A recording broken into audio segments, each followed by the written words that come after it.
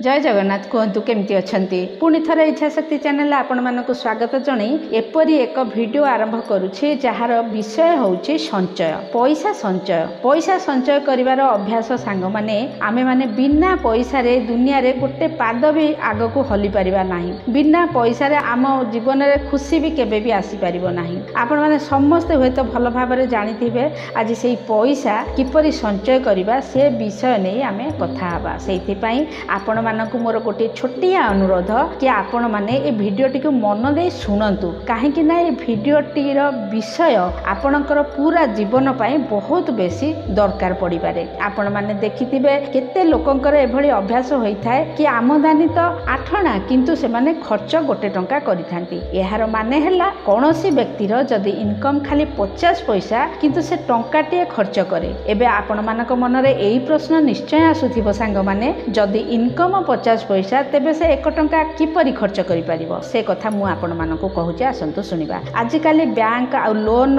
देला वाला कंपनी बहुत सारा बाहर लानी आ से माने एक कथा को बहुत सहज करि देलेनी। को भी लोक को जोठी जेते बेले जोठी पाई भी लोन दरकार पडु थाए कंपनी देई दोची किंतु व्यक्तिर इनकम एते हो न थाए खाली से मन को बुझेबा को भाबु थाए अनुमान करि नउ थाए कि मु एतिकी समय रे एतिकी इनकम करि देबी आ लोन सुझी देबी किंतु बहुत थर एपरी करिबा केबे भी संभव हेई पारि न थाए। आउ एई कथा को कुहा जाए आमदानी 8 आना खर्च 1 रुपया। एबे आपण माने ए कथा को अलग अलग तरीका रे बुझी पारंती। केते थर केते जागा रे ए मध्य देखा जाए कि मनीष निजर विलास बेसन साजसजा अन्य को देखैबा पाई ए सब काम करि थाए कि मो पाखरे एही सब जिनिस दामी दामी जिनिस अछि जहा आपनक पाखरे अछि से सब मो पाखरे भी अछि किंबा मो पाखरे एही सब जिनिस अछि जे आउ कहा पाखरे ए जिनिस नाही। एया सब देखे हबा पाई केते थर मनीष निज आय ठारू अधिक खर्च करी बसी थाए। आपण एई भली बहुत सारा लोकन को देखिथिबे कि धार उधार आनी किंबा लोन आनी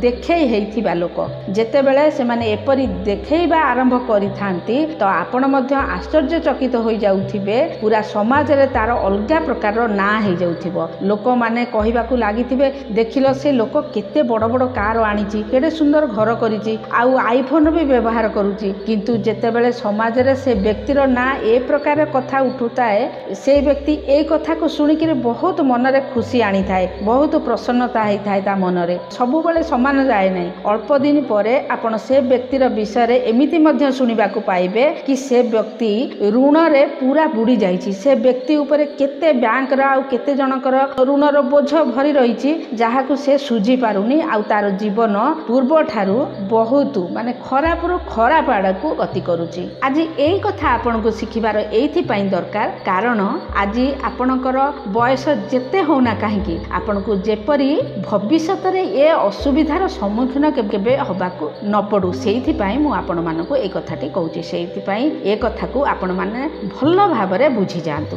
जेते बेले आपन रोजगार करिबा आरंभ करि दउछंती तो आपनक आयर गोटे भाग आपनक पई निश्चय संचय करिबा शिखंतु। एबे संचय करिवार अभ्यास माने ए बिल्कुल नुहे कि आपनक द्वारा करा जाउथिबा रोजगार आयर क्षमता को सीमित करि नियंतु। हमर एठारे लक्ष लक्ष घरर कथावार्तार गोटे सामान्य विषय होउची गरीबी आउ अभाव। हमर माँ बाप गरीब थिले आमे मध्य गरीबी रे मरि जिबा ए खाली गरीबी विषय रे भाबी थांती गरीबी विषय रे खाली कथावार्ता करि थांती आउ एभली लोक निजर नियतिर रूप रे स्वीकार करि नियंती कि ए तो आम भाग्य रे अछि आमको ए गरीबी भोगिबाकू ही पड़िबो। आउरी मध्य केते लोक गरीबी रु बंचिबा पई ऋण नै आसी थांती किंतु सांग माने मने रखंतु ऋण बहुत निर्दय। ए ऋण संचय करिवार अभ्यास रो गोटे बहुत बड़ शत्रु।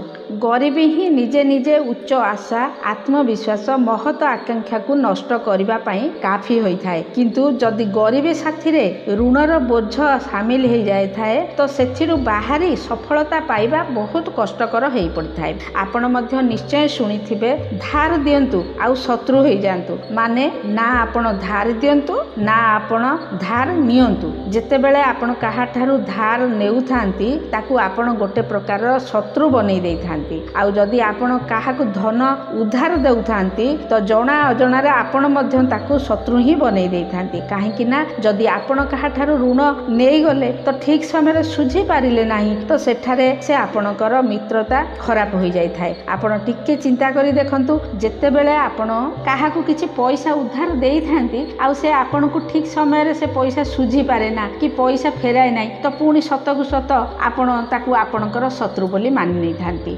ऋण बोझरे डुबी रहिथिबा व्यक्ति ना किछि काम ठीक रे करि पारे ना समाज रे को प्रतिष्ठा बा इज्जत पाई पारे आउ ना ही निज जीवन रे कोनोसी महत आकांक्षा को निजर उद्देश्य को पूरा करि पारे। सबुठारु प्रथमे आपण मानकु एक कथा बुझिबा को निहाती दरकार कि ऋण दुई प्रकार रही थाए। गोटे ऋण निजर विलास बेसन पाई जहा कि पूर्ण भाव रे हानि हेई थाए आउ अन्यटी हैला जहा को आपण व्यापार किबा व्यवसाय मध्य रे नै थांती आउ जहार पूरा संपर्क आपणकर उद्योग उपरे पड़ी थाए। एभली ऋण को आपण पुणी थरे निजर संपत्ति रूप रे पाई परिबे। सेथि पई प्रथम प्रकार ऋण पाई प्रत्येक व्यक्ति को बंची करी रहिबाकू पड़िबो। द्वितीय प्रकार ऋण आपण करि पारंती किंतु एभली ऋण को नबा पूर्वरु जने व्यक्ति को उचित सीमा ठारू आगकू बढ़िबा उचित नुहे। को भी मुहूर्त रे व्यक्ति जदि निज सीमा भितरु अधिक किणाकिणी करि थाए तो से निजर एक अजणा अनुमान दुनिया रे प्रवेश करि जाई थाए आउ एई भली से बहुत बड़ असुविधा रे पड़ी जाई थाए। काहेकि ना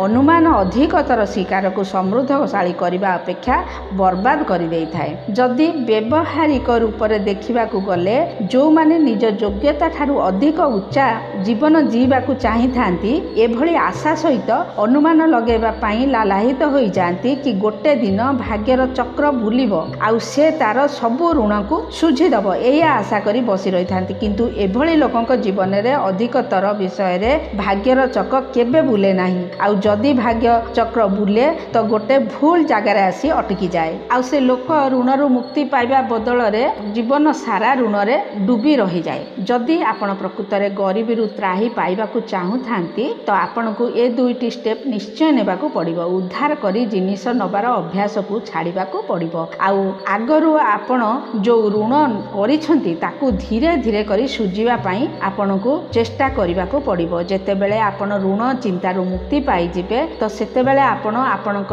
मस्तिष्क को सुधारी आग को बढ़िबा को चेष्टा करिवे। आपण जहाँ भी किछि रोजगार करिवे सेथुरु गोटे भाग संचय करिवार अभ्यास निश्चय करिवे। चाहे आपण दिन रे गोटे टंका बंचातु ना काहेकि किंतु आपण को ए संचयर अभ्यास निहाती करिबा को पड़िबो। बहुत जल्दी आपणकर ए अभ्यास मुंड भितरे घर करि जिवो आउ आपण को ए संचय बहुत खुशी देबो आउ आग को आपण खुशी रे संचय करि चालिबे। सबु बेले आपण को आपणक ऊपरे आउ आपणकर योग्यता ऊपरे विश्वास होबा दरकार आउ तारी साहाय्य रे आपण को धन रोजगार करिबा दरकार। आपण को सर्वदा स्वावलंबी होबा दरकार। अन्यर मुह को देखिबा दरकार नुहे। अन्यर मुह को चाहि रहिबा तो कुकुरर काम। केते लोक कहि थांती संतोष रुहंतु किंतु मु एठी आपण को कहिबा को चाहूची कि आपण भूल रे संतोष करंतु नाही। काहेकि ना जो मनुष्य एई संसार रे आसीछि जदि से संतोष करिबारे लागि जिवो तो एहार माने हेबो कि मुक हेई बसी जिबा गोटे जगह रे बसी जिबा आउ मुक व्यक्ति केबे भी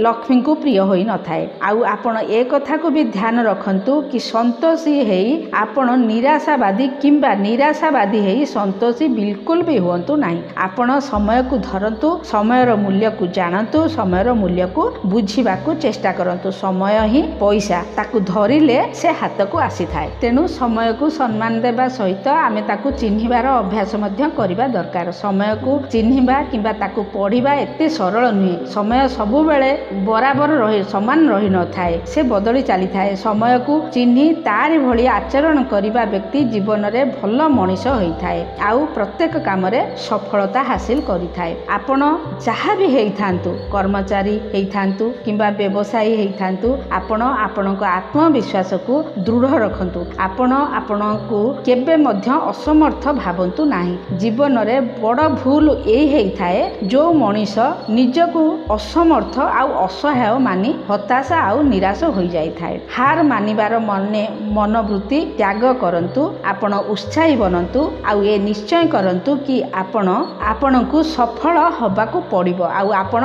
ताकू करिके ही देखांतु। सबु ସବୁବେଳେ मने रखंतु कि साहस रे ही लक्ष्मीकर निवास होता है। आज आपण जिते भी बड़ बड़ काम धंदा देखुचंती जिते भी बड़ बड़ कंपनी फैक्टरी देखिचंती से सब को ना को व्यक्तिर साहस ही परिणाम। आपण आपणक मन को एपरी मजबूत कर दियंतु कि उद्देश्य प्राप्ति न होगा जाए आपणक मनोबल जेपरी ढिला पड़ी न जाए। आपण ए कथा को मध्य मने रखंतु कि आपण काहा सांगरे धोखा न करंतु काहेकि ना धोखा देबा लक्ष्मी को लाठी मारी बाहर करिला भली हेई थाए। विश्वास रे रोजगार करिबा धन सबु बेले केते पीढ़ी पर्यंत बनी रही थाए। आउ जदि धोखा देई काहा ठारू अल्प समय पाई किछि पाई जिबे तो पछरे से ता ठारू बेसी मात्रा रे आपणक पाखरु फेरी जीव। कौनसी व्यक्ति रो जीवन रे सबुठारु बड़ जिनिस होई थाए आजादी, किंतु आर्थिक आजादी रो बिना ए आजादी रो ठीक भाव रे आनंद नहीं हुए ना। सेथि पई जदि आपणकु आजादी रो मजा नेबार अछि तो आपण जहा भी इनकम करूछंती सेथिरु किछि ना किछि संचय करिवार अभ्यास निश्चय भाव रे रखंतु। आशा करूछि भिडियोटी आपणकु निश्चित भाव रे भलो लागिथिबा, आपण भलो भाव रे बुझी पारिथिबे। आउ आपणकु कोन लागुछि किबा आपणकर जदि किछि विचार अलगा विचार अछि तो आपण मते कमेंट रे निश्चय लिखंतु। भिडियोटी को पूरा ध्यान रे सुनिथिबा जगु आपणकु बहुत बहुत धन्यवाद। आउ खाली गोटे कथा करिवे, इच्छा शक्ति चैनल रो मनोबल बढ़ाइबा पई आपण चैनल टी को निश्चय भाव रे सब्सक्राइब करिवे। तो पुणी देखा हबा पर भिडियो रे, सेते बेले जाय खुशी रुहंतु, व्यस्त रुहंतु, आउ ईश्वरक कृपारु सर्वदा सुस्थ रुहंतु। जय जगन्नाथ।